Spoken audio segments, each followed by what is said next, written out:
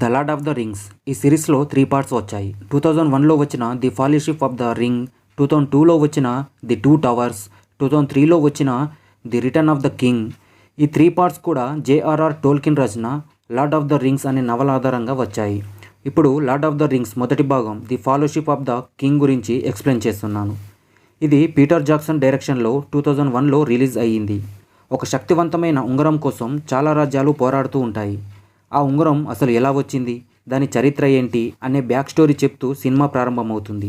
20 ఉంగరాలు చాలా కాలం క్రితం తయారు చేయబడ్డాయి. వీటిలో 3 ఎల్విస్కి ఇవ్వబడ్డాయి. వాళ్ళు అమరులు, అలాగే తెలివైన వారు, చాలా శక్తివంతమైన వారు. 7ంటిని మరుగుజ్జు రాజులకు ఇచ్చారు. వీళ్ళు పర్వతాలలో పనిచేసే గొప్ప శిల్పులు. 9 ఉంగరాలు మానవ రాజులకు ఇచ్చారు. వారు అపారమైన శక్తిని పొందటానికి ప్రయత్నిస్తూనే ఉంటారు. ప్రతి ఉంగరంలో కూడా వారి వంశంపైన అధికారం చెలాయించాలనే కోరిక, శక్తి ఉంటాయి. అయితే వీటన్నింటినీ వ్యతిరేకంగా సౌరోన్ అనే వ్యక్తి ఇంకో ఉంగరాన్ని అగ్నిలో తయారు చేస్తాడు. విచిత్రమైన ఆకారంతో ఫేస్ కనిపించకుండా బ్లాక్ కలర్లో ఉంటాడు. మోర్డోర్ రాజ్యంలోని పర్వతాలలో ప్రపంచం అంతా జయించాలని తపనతో తన క్రూరత్వాన్ని నింపి ఆ ఉంగరాన్ని తయారు చేశాడు. ఈ ఉంగరం కోసం ఎన్నో రాజ్యాలు దానికి బానిసలుగా మారి యుద్ధాలు చేసుకుంటాయి. ఉంగరాన్ని వెంటనే నాశనం చేయాలని మానవులు, దేవతలు కలిసి మోర్డోర్ని ఓడించాలని ఉద్దేశంతో యుద్ధం చేస్తారు. గొండోర్ రాజకుమారుడు ఇసిలోడర్ సౌరోన్ చేతిని నరికి ఉంగరాన్ని తీసుకుంటాడు. బట్ సౌరోన్ చనిపోడు. ఆ ఉంగరం ఉన్నంత వరకు అతను బతికే ఉంటాడు. స్లైడర్ దానిని అంతం చేసి ఉంటే ప్రాబ్లం సాల్వ్ అయ్యేది. తన స్వార్థంతో తన దగ్గరే ఉంచుకోవాలని నిర్ణయించుకుంటాడు. తర్వాత అతని శత్రురాజ్యాలు తన మీద అటాక్ చేసి చంపేస్తారు. ఆ టైంలో ఆ ఉంగరం సముద్రం అడుగు భాగంలో పడిపోతుంది. ఆ ఉంగరం 2500 ఏళ్ళు ఆ సముద్రంలో అలాగే ఉండిపోతుంది. కాలం గడుస్తూనే ఉంటుంది. కొన్ని రోజులకి గోలం అనే వింత జీవికి ఆ రింగ్ దొరుకుతుంది. దానివల్ల అతను పర్వతాల మధ్య గుహల్లో 500 ఏళ్ళు బతుకుతాడు. మరికొన్ని రోజులు తర్వాత ఆ ఉంగరం గోళం నుంచి చేజారి ఒక హ్యాబిట్కి దొరుకుతుంది. అతని పేరు బిల్బో. షైర్ దేశస్థుడు. షైర్లో హ్యాబిట్స్ ఎక్కువగా ఉంటారు. హ్యాబిట్స్ అంటే టోకియన్ నవలల్లో క్రియేట్ చేయబడిన ఒక మానవ జాతి. సాధారణ మానవుడి కంటే సగం ఎత్తులో పొట్టిగా కనిపిస్తారు. కాళ్ళకి చెప్పులు ఉండవు. చెవులు పొడవుగా ఉంటాయి. పైకి కనిపించే కిటికీలతో భూగర్భంలోని గుహలలో నివసిస్తూ ఉంటారు. సో ఇదంతా మూవీలోని బ్యాక్ స్టోరీ. దాదాపు మూవీలో అందరికీ కూడా రింగ్ పైన ఆశ ఉంటుంది. కథలోని క్యారెక్టర్స్ గురించి స్టోరీ మూవీ అయ్యే కొద్దీ చెప్పుకుందాం. ముందుగానే చెప్తే కన్ఫ్యూజ్ అయ్యే అవకాశం ఉంది. టైటిల్ పడిన తర్వాత షైర్ దేశంలో 60 సంవత్సరాల తర్వాత అసలు స్టోరీ స్టార్ట్ అవుతుంది. మూవీ స్టార్ట్ కాగానే కథలో మెయిన్ క్యారెక్టర్ ఫ్రోడో చెట్టు కింద పుస్తకం చదువుతూ కనిపిస్తాడు. ఫ్రోడో బిల్బో మేనల్లుడు.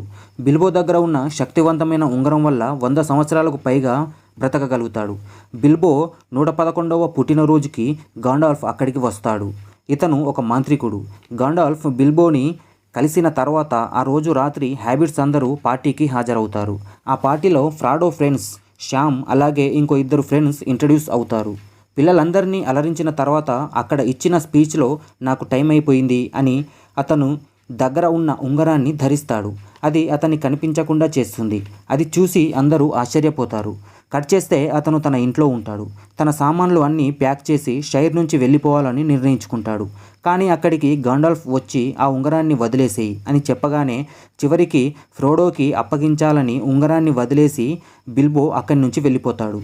గాండాల్ఫ్ ఉంగరాన్ని టచ్ చేయగానే మోర్డోర్ ఫ్లాష్ కనిపిస్తుంది. దానిలో ఏదో శక్తి ఉందని గ్రహిస్తాడు.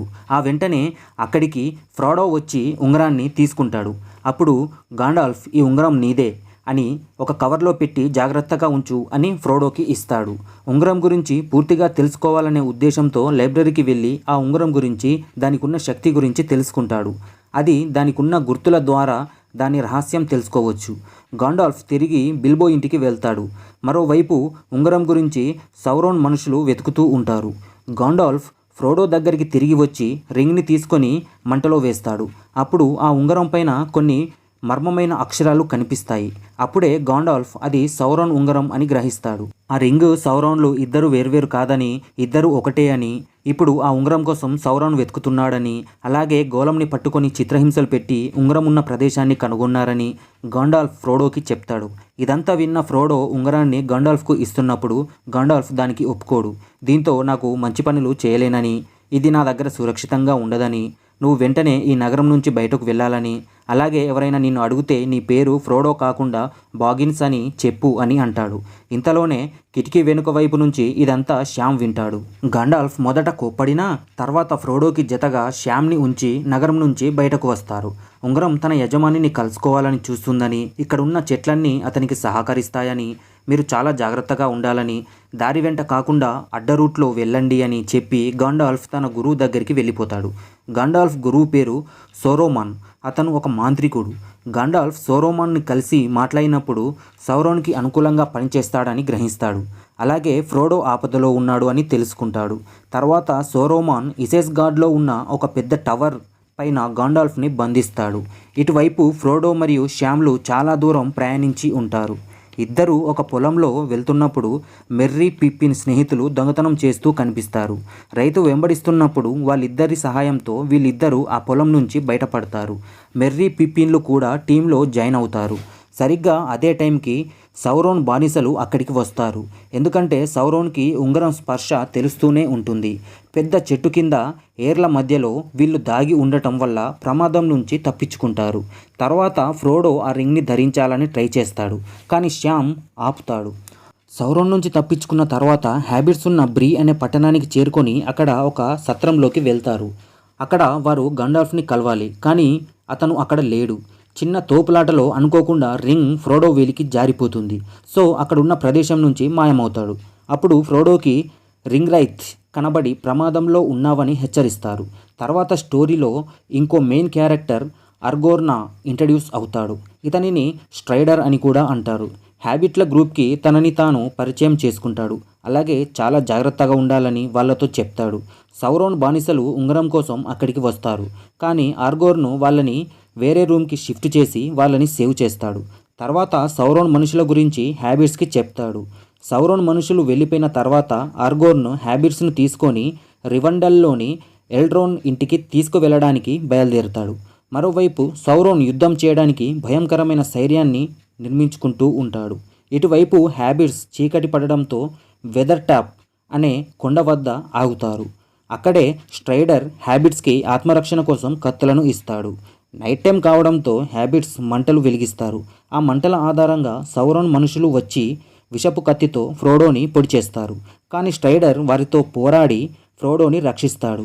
కానీ ఫ్రోడోకి విషం ఎక్కువ అవ్వడంతో కొన ఊపిరితో ఉంటాడు. ఎల్విస్ మందు కోసం స్ట్రైడర్ అతన్ని అడవిలోకి తీసుకెళ్తాడు. ఫ్రోడో శరీరం చల్లబడిపోతుంది. పరిస్థితి చాలా కష్టంగా ఉంటుంది. చివరికి సంజీవని మూలిక పనిచేస్తుందని ఆ అడవిలో వెతుకుతున్నప్పుడు అక్కడ ఎర్విన్ అనే ఇంకో క్యారెక్టర్ పరిచయం అవుతుంది. ఈమె ఎల్డ్రన్ కుమార్తె, స్ట్రైడర్ లవర్ అనే విషయం మనకు ముందు ముందు తెలుస్తుంది. ఫ్రోడో గాయాన్ని మాన్పిస్తానని తన తండ్రి దగ్గరికి తీసుకెళ్తుంది. మార్గమధ్యలో సౌరోన్ మనుషులు ఎదురైనా కూడా వాళ్ళని ఎదిరించి తన తండ్రి దగ్గరికి తీసుకెళ్తుంది. ఎల్డ్రోన్ ఫ్రోడోని కాపాడుతాడు. ఎల్డ్రోన్ రివెండల్ నగరానికి రాజు, అర్విన్కి తండ్రి. తర్వాత ఇంతకుముందు గండాల్ఫ్ ఒక చిలుక సహాయంతో గ్రద్ద ద్వారా సౌరోన్ నుంచి రక్షించబడి ఉంటాడు. ఫ్రోడో కళ్ళు తెరవగానే గండాల్ఫ్ కనిపిస్తాడు. అలాగే శ్యామ్ అక్కడికి వచ్చి ఫ్రోడో అపాయం నుంచి బయటపడినందుకు ఆనందిస్తాడు. అక్కడే బిల్బో కూడా ఉంటాడు. బిల్బో రాసిన పుస్తకాన్ని చూసి ఫ్రోడో చూసి ఆనందిస్తాడు. తర్వాత ఎల్డ్రన్ గండాల్ఫ్తో ఫ్రోడో రింగ్తో ఇక్కడ ఉండటం మంచిది కాదని, జరిగిన బ్యాక్ స్టోరీ అంతా చెప్పి మరింత ముందుకు వెళ్ళాలని చెప్తాడు. ఇది జరిగిన కొన్ని రోజులకి స్ట్రైడర్ నిజమైన పేరు ఆర్గోన్ అని, అతను గోండోర్ వారసుడని మనకి తెలుస్తుంది. అలాగే ఆర్గోర్ను అర్విన్లు ప్రేమలో ఉన్నారని తెలుస్తుంది. తర్వాత స్టోరీ నెక్స్ట్ లెవెల్కి వెళ్తుంది. ఎల్డ్రన్ ఒక సమావేశం ఏర్పాటు చేసి మోర్డోర్ని ఓడించడానికి అందరూ కలిసి రావాలని చెప్తాడు. ఫ్రోడో ఆ ఉంగరాన్ని చూపించినప్పుడు దానిని ఎక్కడైతే తయారు చేశారో అక్కడే నాశనం చేయాలని పట్టుపడతాడు. ఈ కష్టతరమైన పనికి అందరూ నిరాకరిస్తారు. చివరికి ఫ్రోడోనే ఈ పని చేయడానికి సిద్ధమవుతాడు. దానికి సహాయంగా మేముంటాం అంటూ హ్యాబిట్స్తో పాటు గిమ్లీ, గండాల్ఫ్, అరగర్నా మరియు బోర్మిన్లు కలుస్తారు. బోర్మిన్ గోండోర్ నగర స్టీవార్ట్ కొడుకు. తన రాజ్యాన్ని పరిపాలించడానికి సరైన రాజు లేకపోవడంతో అతను పాలిస్తూ ఉంటాడు.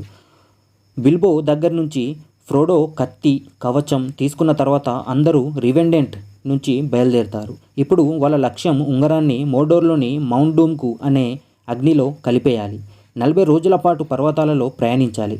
అంతా సవ్యంగా సాగితే అక్కడికి చేరుకుంటారు. వాళ్ళు చేసే ప్రయత్నాన్ని ఆపడానికి సౌరోన్ వాళ్ళ మీద మంచు వర్షం కురిపిస్తాడు. ఆ ప్రమాదం నుంచి తప్పించుకొని మరుగుజ్జులు ఉండే గుహ దగ్గరికి వెళ్తారు. అక్కడ కొన్ని వింత జంతువులు అటాక్ చేస్తాయి. వింత అరుపులు కూడా వస్తాయి. లోపలికి వెళ్ళి చూస్తే మరుగుజ్జులు అందరూ చనిపోయి ఉంటారు.